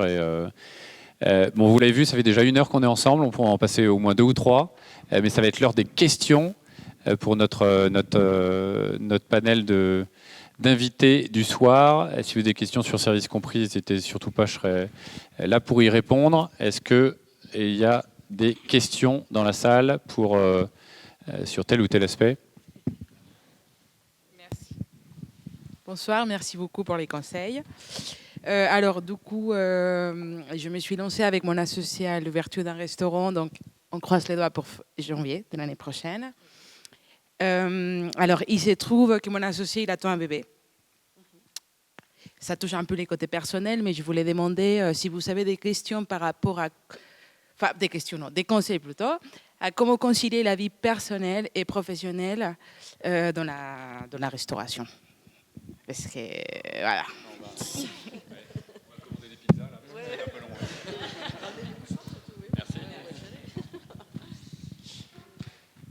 C'est difficile. Mais en revenant sur l'instinct de survie dont parlait Sarah, je pense qu'on trouve des solutions toujours. Et puis après, c'est quand même cool d'avoir des enfants. Enfin, c'est un autre sujet, mais il y en a. Enfin, si on n'en veut pas, on n'en veut pas. Mais si on en veut, ce serait dommage de ne pas en avoir parce qu'on a un resto. Après, ça peut créer des regrets aussi. on fait de la place. Donc nous, on a un bon exemple parce que on a fait le pire truc du monde. On a signé le grand local dont je parlais, avec tout ce que ça implique en termes d'investissement, en termes de rebattre les cartes, en termes de croissance, etc. Le même jour, on signe le bail de ce grand resto avec le propriétaire. L'après-midi, Sarah, elle fait un test de grossesse, elle est enceinte. Le matin, après. Et du coup, dans la même journée. Et du coup, bah là, voilà, c'était un peu la pire combo. Ça veut dire que tous les travaux, l'énorme chantier de démolition, il y avait genre 1000 sacs de gravats. C'était un chantier gigantesque. On était là-bas tous les jours et le ventre de Sarah il grossissait au fur et à mesure. Mais on était quand même tous les jours sur le chantier. Et on a ouvert avec un chef qu'on avait mis en place. Recherche parachute, on s'était dit ok c'est bon, on met un chef en place et pendant que Sarah elle a son congé maternité et il pourra gérer. C'est avéré que sur la centaine plus d'embauches qu'on a fait depuis le début, on a embauché à peu près une centaine de personnes, c'est la mauvaise embauche qu'on a fait, ça s'est mal passé. Et du coup Sarah elle a dû retourner en service dans ce nouveau restaurant avec une nouvelle équipe dont faisait partie Sarah. Vous avez suivi Sarah. Et du coup franchement elle a accouché et genre 7 jours après elle était de retour dans la nouvelle cuisine de ce nouveau restaurant. Donc bref, c'est difficile. C'est compliqué et ce serait peut-être plus à elle d'en parler, mais du coup maintenant ça a ouvert en 2017 et on est toujours là et notre petit garçon se porte bien, les affaires se portent bien et voilà. C'est juste que c'est pas toujours smooth sailing, des fois il y a des moments où c'est un peu des grosses tempêtes, mais l'instinct de survie s'enclenche et ça passe. Oui, bah non, j'ai pas grand-chose à rajouter à ça. C'est vrai que c'est pas nous. Je pense qu'on a été assez chanceux dans le sens où on a eu 5 ans de Libelli avant d'avoir un enfant ou 4 ans. Donc on a pu vraiment s'y consacrer à 100%, ce qui était cool. Et c'est vrai que d'avoir l'enfant en même temps que le deuxième bébé restaurant arrive et tout, c'était vraiment pas facile à gérer. C'est vrai, si il fallait le refaire, on essaierait d'avoir un autre timing. C'était pas trop notre choix, mais voilà. Mais après, voilà. Ça nous fait considérer le fait de quand on est au travail, on est à 100% au travail pour être 100% efficace, pour rentrer à la maison et profiter au maximum de sa famille. Maintenant, aujourd'hui, on est voilà, quand on est avec notre petit Louis, on a du temps de qualité avec lui. En fait, on n'est pas là, on est tout le temps avec lui de toute façon, donc oui, il est là, mais on s'en fout un peu. On essaie vraiment d'en profiter à 100%, quoi. Donc ça a aussi ce côté-là qui est assez cool, je trouve, de vraiment profiter, quoi. Moi, je suis complètement d'accord avec vous surtout, et je pense que le problème quand on a un enfant quand même, c'est qu'on culpabilise un peu beaucoup, et du coup, on a l'impression de ne pas être suffisamment là. Moi, je crois que ce qui nous a sauvé un petit peu déjà, c'était une bonne organisation, et puis accepter aussi qu'à certains moments de mise en place, il y ait l'enfant qui soit au restaurant, de mélanger finalement parfois un peu de perso avec le pro. On n'a pas forcément trop le choix à certains moments, et à des moments où ça pose pas de problème, je pense que du coup c'est bien parce que ça t'empêche trop de culpabiliser, puis tu arrives à un peu faire les deux, quoi. Mais bon, faut jongler. Ça, c'est clair. Ouais, je pense que nous on a eu notre premier enfant avant l'ouverture, un an avant, et on est le deuxième pendant le confinement en 2020. Et c'est vrai que la vérité, c'est que c'est très dur de compartimenter de manière hermétique, parfaite, pro, perso. En fait, beaucoup plus difficilement, je trouve, quand avant je travaillais plutôt dans les bureaux et qu'on pouvait aussi, même si du télétravail, se mettre en mode avion, en mode switch off. Et là, il y aura toujours des choses qui vont te ramener au final à ça. Donc il faut aussi l'accepter, je pense, de se dire que ça fait partie peut-être de cette vie et c'est imbriqué l'un dans l'autre.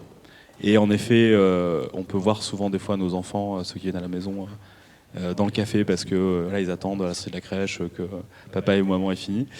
Mais c'est vrai que d'avoir un entourage aussi, et nous ça a été un choix qu'on a quand on a eu Marie-Mé, notre première, à Londres, et on s'est retrouvé en fait assez seul, sans famille du tout à Londres, et on s'est dit c'est chaud quand même d'avoir un enfant sans famille à côté, parce que quand on est malade ou qu'on a besoin d'aide, il n'y a pas forcément quelqu'un sur qui on peut compter.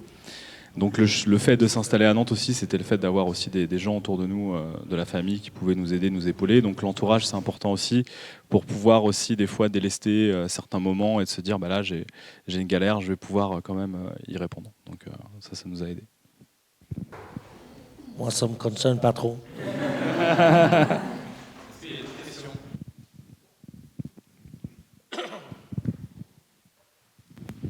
Bonsoir, ça marche là? Ouais. Ma question était plutôt, est-ce qu'il y a une vraie concurrence dans ce milieu-là? Voilà, ma question c'est, là j'aimerais bien ouvrir une boulangerie juste en face de la maison, Est-ce que je peux venir te Parlons-en. voir? Non, ma question, c'est oui, je pense qu'il faut partager, il faut aller voir, il faut backstage, on a bien compris, je pense que c'est important quand même de préparer un petit peu le projet, etc. Et ma question était, il y a peut-être un peu de rétention quand tu travailles sur un projet, quand tu es dans la phase tout quitter pour entreprendre, tu as une espèce de rétention à venir à des conférences, à te montrer intéressé. Et est-ce que finalement, est-ce qu'il existe une concurrence dans ce milieu-là? Parce que de loin, d'extérieur, ça a l'air plus zen que d'autres secteurs d'activité que je connais un peu dans la distribution. En face de chez toi. Pierre, on a parlé de ça il y a 10 jours. Non, pas qu'il y a un boulanger qui ouvre, mais il y a les autres affaires qui sont ouvertes dans le quartier, qui a eu le fameux effet du monde attire du monde, en fait. Donc, du passage. Moi, je connais vis-à-vis de mon parcours dans le bar, quand il y a eu les autres bars qui sont ouverts à l'entour de nous, parce que quand tu ouvres une affaire, tu ouvres pas qu'à côté d'une affaire généralement qui ne marche pas, tu ouvres à côté une affaire qui marche. Et en fait, qu'est-ce qui arrive? C'est les gens, ils vont dans cette direction-là. C'est la nature humaine. Non, c'est vrai, je pense que tes confrères sont néanmoins tes concurrents. Ça, faut pas l'oublier. C'est-à-dire que tu peux avoir des relations très, très, très proches d'échanges, mais ça peut rester des concurrents en effet. Je suis d'accord aussi sur le fait que tu peux créer une dynamique de quartier avec des gens autour de toi que tu apprécies, qui ont la même philosophie ou qui font avancer les choses dans le même sens. Moi, c'est toujours ça qu'on a ressenti. On arrive dans un quartier où il n'y avait pas grand-chose en commerce de bouche, en tout cas sur ce qu'on faisait. Et depuis, on a plus. Et ça ne nous a pas ralenti, ça ne nous a pas, au contraire, ça a créé des stimulations, des synergies où on peut utiliser des produits d'un autre ou des compétences d'un autre ou des coups de main d'un autre. Et en effet, le monde peut attirer du monde. En tout cas, la qualité, les choses qui vont dans le même sens créent des dynamiques aussi d'un point de vue local. Ça veut pas, nous, on est assez open, mais ça ne veut pas dire que tu dois tout partager. Mais en même temps, je crois que c'est tellement dur de faire un truc bien quand tu le fais vraiment honnêtement et que tu vas au bout de l'ambition que tu t'es donnée, que c'est pas... Personne va pouvoir copier, coller. Tu vois, quand je parlais de la raison d'être, de la mission, de ce que tu te fixes, personne ne peut te le copier-coller au final. Donc si toi, tu as fait ce travail-là et que tu n'as pas forcément copié-collé d'autres choses et que tu as créé quelque chose de singulier qui t'appartient, personne d'autre va pouvoir. Donc il ne faut pas avoir peur de ça non plus. Nous, ça nous a... On trace notre route et si on peut créer un effet d'entraînement avec d'autres gens, ça peut créer un collectif qui est super intéressant et qui va se nourrir les uns les autres. Mais on n'a jamais vu quelque chose qui pouvait vampiriser ou nous prendre... voilà, je pense que vous avez été peut-être dans les premiers à ouvrir des lieux qui traitaient le petit déjeuner aussi sérieusement que le déjeuner ou le dîner. Et ça ne veut pas dire qu'il y a eu moins de monde. Il y a des gens qui ont fait des pancakes aussi ailleurs dans la rue. Et voilà. Donc moi, ça me gêne pas forcément. Peut-être pour laisser après la parole aux uns et aux autres, nous on voit beaucoup de gens qui ont peur de partager leur idée. En disant mais oui, mais alors si j'envoie mon BP, qui va le lire, est-ce qu'ils vont s'en servir? On a eu depuis 2018, service compris, on a eu 12 projets de BAO qu'on postulé. Ils voulaient exactement faire la même chose, sauf qu'après, comme disait Pierre-Antoine, c'est l'exécution le plus important. Ils ont un lieu différent, ils abordent les choses différemment, le sourcing est différent, les recettes sont différentes, l'ambiance, l'expérience est différente. Donc l'idée derrière ça et le message, c'est vous attachez pas trop à votre idée, elle vaut mieux la partager que pas la partager, parce que les opportunités pour s'associer, pour trouver des lieux, vous allez devoir en parler aux uns et aux autres. Ce qui va faire la différence, c'est la manière dont vous allez le faire. Et là, il y a mille et une façons de le faire. On pensait que la pizza, on avait tout fait dans la pizza. Il y a encore de très grosses affaires qui se montent sur la pizza. On pensait que les bao, on en avait à Paris 15-20 endroits de bao burger. Et ben non, il y en a encore qui se montent et qui réussissent très bien. Donc l'idée peut rester la même, mais derrière, la manière de mettre en œuvre peut être très différente. Et puis là aussi, en fonction du lieu, du quartier, l'offre peut évoluer. Donc ne vous attachez pas trop à votre idée. Probablement que quelqu'un d'autre l'a déjà eu. où ça n'a pas marché, il faut savoir pourquoi, et vous savoir comment vous pouvez faire différemment. Donc sur l'avant-ouverture, nous, notre conseil, c'est plutôt de partager et d'échanger. Et sur l'après-ouverture, comme disait Pierre-Antoine, relation d'empathie avec vos voisins, vous pouvez faire des trucs communs, vous pouvez thématiser la rue, vous pouvez créer une dynamique autour d'un quartier qui est en devenir. Donc c'est plutôt des alliés à mettre à bonne distance, mais ça n'empêche pas d'avoir des bonnes relations, et il vaut mieux avoir des bonnes relations avec ses voisins, quels qu'ils soient, que ce soit les voisins du dessus ou d'à côté. Sarah, toi, sur la peur de la bistronomie avec des bonnes assiettes, il y a quelques adresses depuis qui se sont montées. Et il y en aura encore. Et il y a de la place pour tout le monde. Il y a de la place pour tout le monde, et plus on est de fous, plus on rit. Franchement, moi, je considère que plus il y en a, mieux c'est. À Nantes, il y a encore plein de places à prendre. Je pense qu'on n'entend pas suffisamment, on n'entend pas suffisamment parler de Nantes au niveau national. Et je pense que plus il y aura des bons concepts, plus on sera heureux en tant que restaurateur. Donc, allez, venez. Ouais, c'est vrai, je trouve ça assez intéressant parce que le milieu de la restauration, c'est un milieu où on n'est pas obligé d'être fidèle en fait. Par exemple, un coiffeur, voilà, le coiffeur, il va dire l'autre il s'est mis là parce que un coiffeur, voilà, on va toujours chez le même coiffeur, mais en fait, on peut aller déjeuner dans le resto d'en face, ça veut pas dire qu'on a été infidèle au resto où on va d'habitude, enfin j'en sais rien. Donc c'est assez cool, il y a quand même 3 repas à faire dans la journée, on peut les faire dans plein de restos différents. Je pense que c'est pour ça que le milieu de la restauration, voilà, Nico il poste toujours sur Instagram où on est allé manger à Paris qui n'est pas nos restaurants. Et ça nous fait pas peur que les gens se disent mais ils postent là-dessus, mais du coup ça va complètement leur faire perdre leur clientèle et tout. C'est pas comme ça dans ce milieu-là. Et c'est quand même très cool. Enfin, moi, ça me plaît beaucoup parce que je sais qu'il y a d'autres milieux qui sont très compétitifs et c'est moins drôle, quoi. Donc, on a de la chance là-dessus, je trouve. Moi, je vais faire demi-teinte sur la réponse de la concurrence. Je pense que oui, il y a de la concurrence, mais pas dans les cercles de restauration qui nous intéressent. En fait, c'est-à-dire que les gens qui sont ici pratiquent une restauration dans laquelle on a plus choisi de se serrer les coudes. Et même voilà, même si par exemple PA il est à Nantes, bah on s'envoie des petits DM, il m'a envoyé une panettone parce qu'il sait que j'aime bien ça, et voilà. Et c'est plus bon enfant, quoi. C'est plus genre de quoi t'as besoin.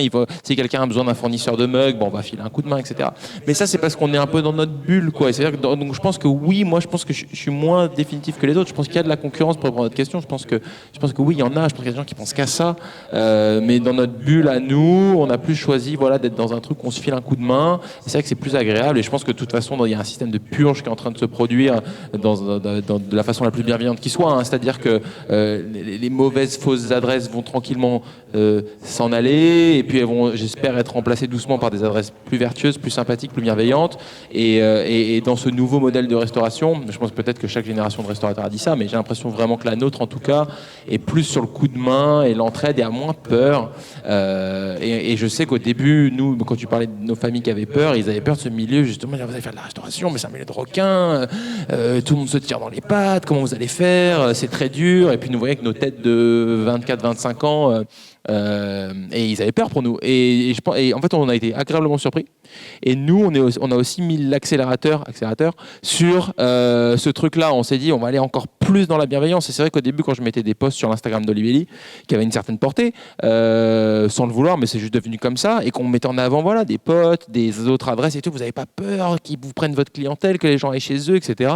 Et c'est vrai, hein, c'est l'inquiétude qui prime, quoi. Les gens ont peur au début que voilà, de perdre des clients, mais je pense que le vivier de clients, que ce soit Nantes ou Paris, de toute façon, comme disait Sarah, il y a une multitude de repas dans la journée, il y a une multitude de gens, et je pense que ce serait trop triste de vivre dans ces 4 murs, quoi. C'est tellement plus drôle de se filer un coup de main, et dans la prolongation de la concurrence, je pense qu'il ne faut pas être obsédé par ce que les autres font. Je pense qu'il faut essayer de se forcer de vraiment, si on prend la parallèle du sport par exemple, bah, le sportif il va se préparer lui au max pour faire sa meilleure performance, mais quand il court, s'il regarde à gauche ou à droite, il va être moins performant. Je pense qu'il faut se préparer au maximum. Il faut courir tout droit, regarder bien en face, pas trop s'embêter à regarder ce qui se passe à gauche et à droite. Et puis en général, on arrive pas à parler des premiers, mais on fait un bon score. Donc voilà, pas trop s'embêter avec la concurrence, pas trop s'embêter avec tout ça. Essayer de faire le truc qu'on a envie de faire de la façon la plus cohérente possible, pas trop s'oublier en chemin. Et nous, on a marrant dans le TGV, on a ressorti notre BP, je sais plus pourquoi. Et on l'a pas ouvert depuis des années. Et en fait, on était assez cohérent avec ce qu'on avait voulu faire à la base. Donc voilà, pas trop s'embêter avec ce que font les autres, pas trop penser à la concurrence, rester sur son projet de base, le porter jusqu'au bout, accepter qu'il évolue et faire au mieux d'année en année. Peut-être une dernière question. Ah ça y est, les questions, ça, il n'en reste plus. Alors il y a monsieur et puis madame après. Puis après on terminera et vous aurez la possibilité autour d'une bière de poser ou en tout cas de continuer les discussions.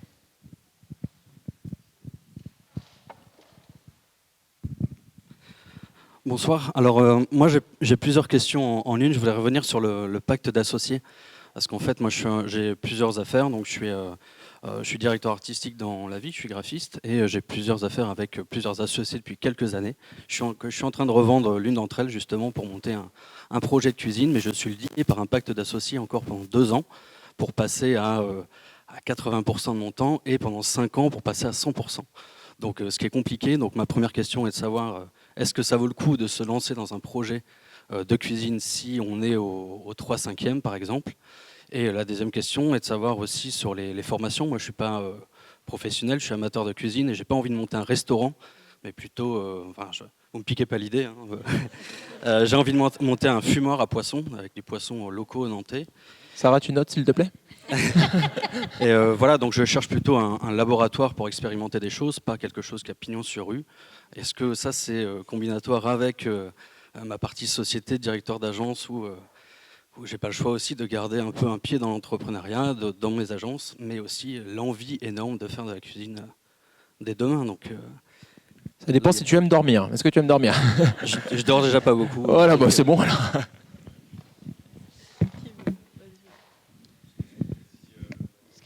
Sur combiner plusieurs activités. Moi, je pense que c'est possible dans la phase de préparation où c'est entraînant, il y a ce côté excitant, etc.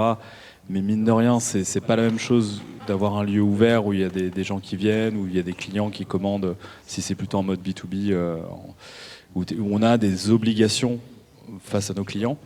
Donc en préparation, on peut peut-être combiner 2 choses, mais c'est vrai que le jour où on ouvre quelque chose et qu'on le lance, il y a besoin d'une telle énergie, surtout sur les premiers mois, voire la première année, que pour moi c'est vraiment du full-time x2, quoi, x10. Je ne crois pas qu'il y ait vraiment la place pour faire d'autres choses tout en gardant une qualité, une concentration. Parce que ça demande quand même toute notre énergie physique et mentale, sans compter que même si on se prépare super bien et qu'on a un BP qui a calé quand même les bonnes étapes, il y a toujours des imprévus. Et il y a toujours des trucs qui vont te mettre dans le rouge, même si tu as tout fait pour ne pas te mettre dans le rouge.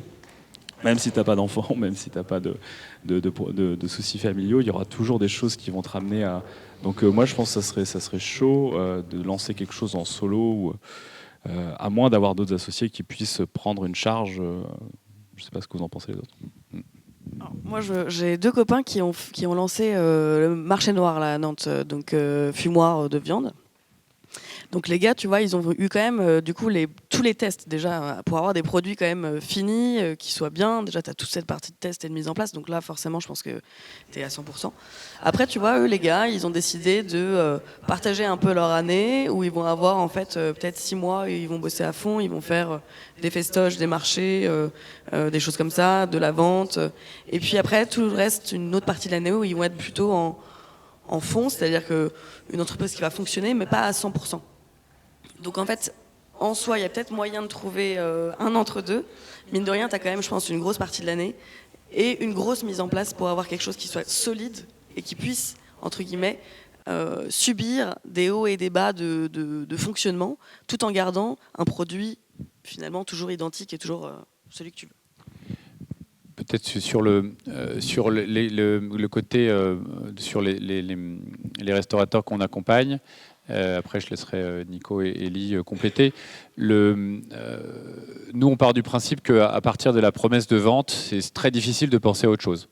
On vient de signer un papier qui nous engage dans les 3 mois à financer le local et à trouver les finances et à lever un certain nombre de ces fameuses clauses suspensives qu'on a sur la promesse de vente. Donc c'est là où ça accélère très fort et que tout ce qui a été théorisé avant doit se mettre en œuvre. Trouver de l'argent, finaliser sa carte, commencer à parler travaux, planifier un certain nombre de choses. Et c'est vrai qu'on a très peu vu de gens qui arrivaient après cette étape à garder une autre activité. Et le deuxième point, c'est le pacte d'associés. Après, il faut une discussion encadrée par un avocat pour tes associés en disant est-ce qu'on peut trouver un compromis entre ce qui est écrit dans le pacte et la réalité de toi qui veux aller sur un autre projet un peu plus tôt que prévu ou avant les dates qui étaient initialement prévues dans le pacte. Donc ça va être que de la discussion avec de gré à gré, avec si possible un avocat entre les deux pour expliquer les impacts des décisions des uns des autres, pour essayer de trouver une solution en étant le plus sympa possible avec tes futurs associés. Moi, je vais juste utiliser la question de monsieur comme un tremplin pour vous dire, essayez de ne pas en faire trop non plus, parce que nous, on est vraiment dans cette démarche-là avec Sarah. Maintenant, on va faire 10 ans l'année prochaine. Et là, on est en train justement de baisser la voilure, en fait. Pas par fainéantise, pas parce qu'on n'a plus l'énergie ni la passion, mais parce qu'il ne faut pas essayer de faire trop de choses. Et surtout, quand on veut les pratiquer au plus haut niveau, quand on veut les faire très très bien, quand on n'accepte pas de baisser les curseurs pour faire plus, il faut aussi connaître ses limites. Et nous, là, on est un peu en train de... Je parlais de la fermeture du petit resto, et ça s'inscrit dans une démarche qui est un peu plus costaud, qui est une démarche de décroissance. On a essayé 32 salariés, ça s'est majoritairement extrêmement bien passé. Une autre chose d'ailleurs, tout le monde va vous faire peur sur l'embauche, tout le monde va vous dire que c'est difficile d'être patron, c'est dur d'embaucher et que les gens vont essayer de vous la mettre à l'envers et vraiment on voit que les employés sont méchants, etc. On a eu que des belles, à part cette mauvaise embauche qui est tombée au pire des moments, mais sinon on a eu vraiment des super expériences, donc n'ayez pas peur d'embaucher. Je reviens à mon point de base, moins c'est bien aussi. Et quand j'entendais ta question, j'avais des palpitations un peu et je me suis dit, nous personnellement on a envie un peu de ralentir et je pense qu'il y a un stigma sur... stigma, c'est un grand mot, mais je pense qu'il y a une sorte de... C'est pas tendance de vouloir en faire moins. Je pense que c'est plus classe d'en vouloir ouvrir une deuxième, une troisième, une quatrième adresse. Mais on n'est que nous, et si une fois de plus, si on veut le faire bien, on a nos limites. Et donc, je pense que c'est bien aussi un moment de faire un petit check-up perso. Après, les envies peuvent évoluer aussi. Nous, on a eu envie d'en avoir un petit, puis on en a eu envie d'en avoir un grand. On a toujours fonctionné avec envie, c'est ça que j'essaye de dire. Mais les envies évoluent, et donc à un moment là, je pense qu'il faut aussi... Fais-le pour toi, mais nous, on l'a fait pour nous. Faites un check-up. Est-ce que j'ai envie de faire plus? Est-ce que j'ai envie de faire moins? Est-ce que j'ai envie de faire beaucoup plus? Est-ce que j'ai envie de faire autre chose? Je pense qu'en France, on n'est pas très bon à... Je pense que c'est classe d'avoir plusieurs affaires. Je pense que c'est cool de travailler 60 heures par semaine. Je pense qu'on valorise énormément tout ça, alors qu'on ne devrait pas, ou peut-être moins. Et voilà, nous, on essaye de faire un peu moins là maintenant pour continuer à faire bien, et continuer à faire bien longtemps. Peut-être pour Wally, après, on va prendre une dernière question après ton intervention. Juste pour te dire que j'ai eu un resto à viande fumée. Donc, je connais le travail ça nécessite. Moi, je conseille à regarder le matériel que tu vas investir dedans, c'est de l'optimisation.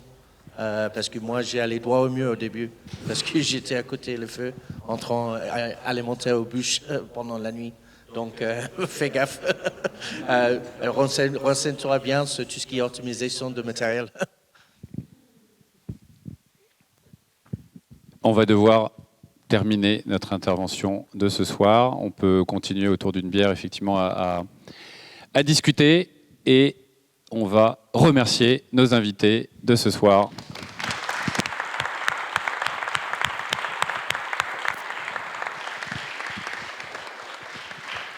Merci à tous. Si vous avez un projet de restauration, en tout cas sur Nantes, si vous voulez candidater à notre programme d'accélération, c'est en ce moment jusqu'au 4 décembre.